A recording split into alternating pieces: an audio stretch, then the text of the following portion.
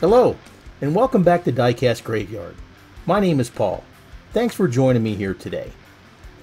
Today in front of us we have a Hot Wheels custom T-Bird, or a Thunderbird.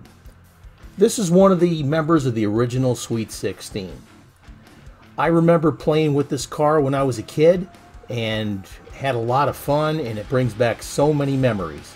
So today we're going to do a complete restoration on this car to include the black vinyl top, and we're going to have a lot of fun with it. So let's get started. I've already drilled out the post, so let's take the car apart and evaluate what we got. Pop out that windshield. Alright, here's the base.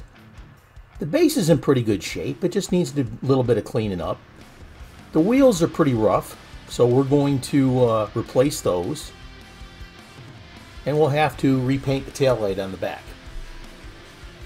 Interior is in excellent shape, we just got to clean it up just a little bit.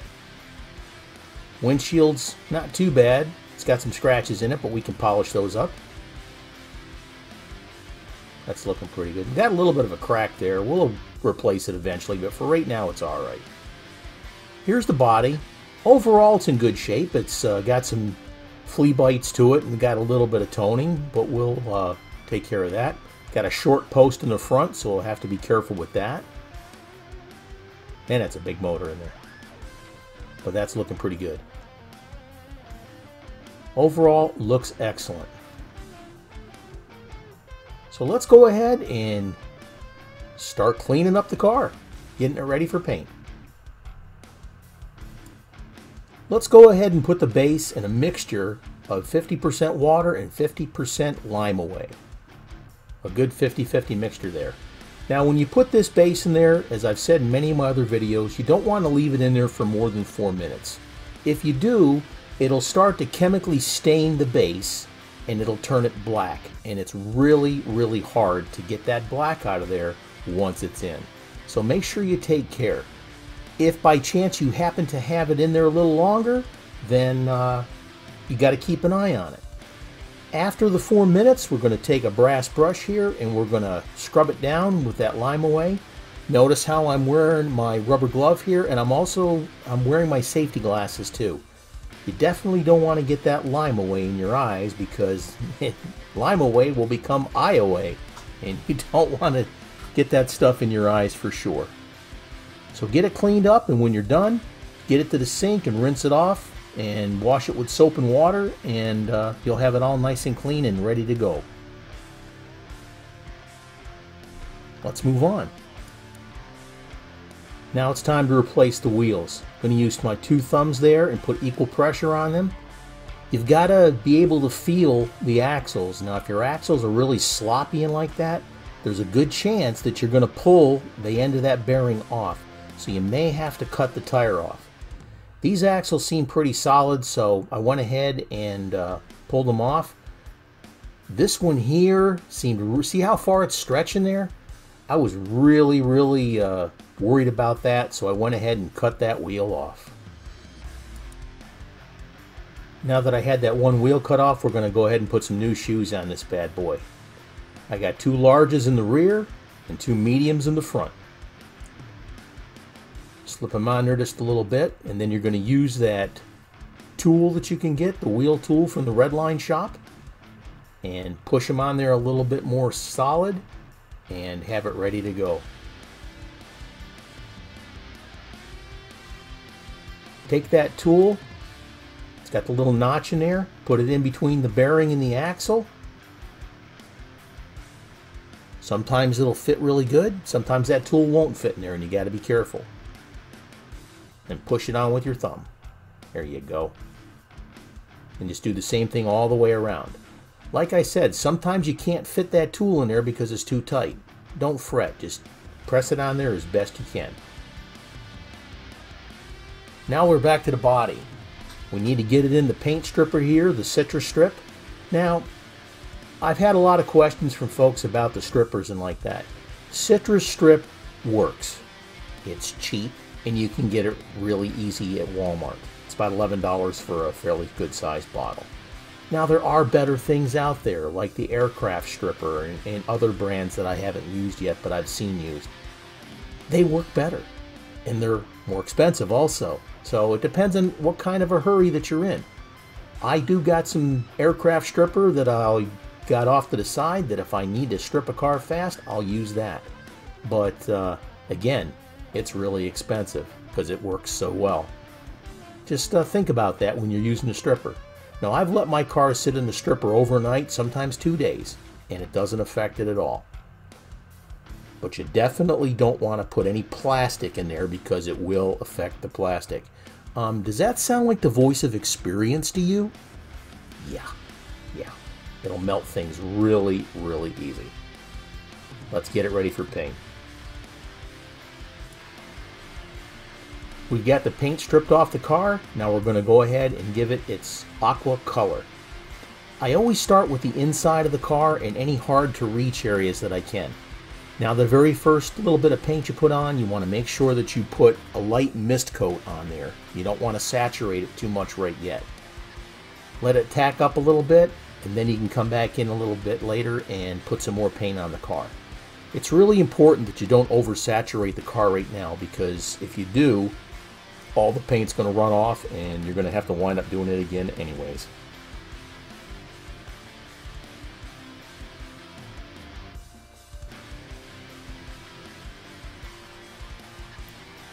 That's about good. So let's move on. Now that we've let the tack coat sit up, now we need to put some more coats on there. Again, we're going to put a few more light coats on and build it up gradually. Now with the Spectraflame paint, I have learned that the more coats of the paint you put on, the darker it gets. It's kind of, like I said, just like building up layers, but you're building up thicker and thicker layers. Once you get to the color you want, you need to stop. Keep moving the car as you paint so you don't have unnecessary buildup, and make sure you cover the entire car. As you build up the layers, you're going to start to see the gloss come through. Again, once you get to that point, if you've reached the color that you need to, then you need to stop. This is looking pretty good. Follow the manufacturer's specifications exactly when it comes to mixing this paint, and you will have a fantastic paint job. Let's move on. Now we're going to paint the vinyl roof. Make sure you got some good edging tape and line out the area that you want to paint. Take your fingernail, rub down the edges to make sure that you got a nice tight line there so the paint doesn't seep underneath. And just repeat it all the way around the car and the bottom of the roof. Take your time with these steps. You don't want to hurry this up because you don't want it to look really nasty. So take your tape, like I was saying, lay it out, press down the edges, and cover all the areas you don't want paint on. Now, as a tip here, notice how there's no tape on the bottom of the door? Here's some advice from your Uncle Paulie. Make sure you cover all the exposed areas. Notice how on the bottom of my door it wasn't covered? Well, here's some behind the scenes stuff. I had to strip this down and paint the entire car again. You see, I make mistakes too, but hey, at least I shared it with you. If there are any exposed areas underneath the car, then the paint will spray underneath there and it will get on anything that you have exposed. So make sure you block everything off really good so you're only painting the area that you want.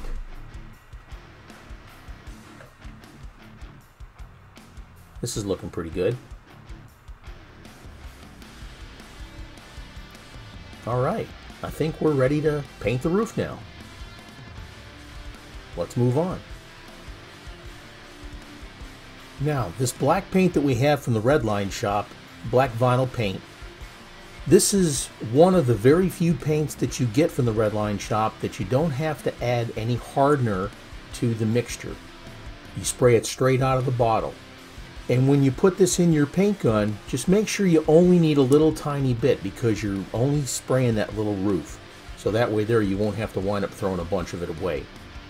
Very good stuff, and it comes out, and when it dries it actually has a texture to it. So it makes it look like a real vinyl roof, which is really incredibly cool. Just put a light mist coat on as you spray. Make sure you cover all your areas. Let it tack up a little bit, and then spray your final coat. Just don't put it on too heavy, you don't need to. There, check that out. Look how nice that looks. And it's got that texture to it too. It looks like an actual vinyl roof. Man, that's a great product. www.redlineshop.com. Check it out. We've got all the pieces ready to go. The car has been painted. The base has all been cleaned up. The detailing has been done on the taillights. It's got brand new wheels on it. The interior looks good. And the windshield has all been polished. Let's put it together and have our reveal.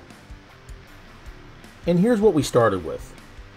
An original Sweet 16 Hot Wheels Custom T-Bird. Got a lot of paint chips, a lot of flea bites. The roof color is worn out, the tires are worn out, and a lot of the other paint is missing. It's a beautiful car, but it's in desperate need of a restoration. And here's how it turned out. The beautiful aqua paint, the Spectre Flame Aqua, is absolutely beautiful. The brand new tires from the Redline shop, and the black vinyl paint for the vinyl roof. The car is absolutely beautiful and a welcome addition to anybody's collection. Now folks, as I was saying, you can do this. You can do these restorations. That's what these videos are for. They're for you to see how we do it, to encourage you to help beef up and make your collection look absolutely beautiful. Also in the comments, I got a list of tools that I used during this restoration, so you can go and click the links and they'll tell you where I got them and what I paid for them. I'm very, very pleased with this restoration.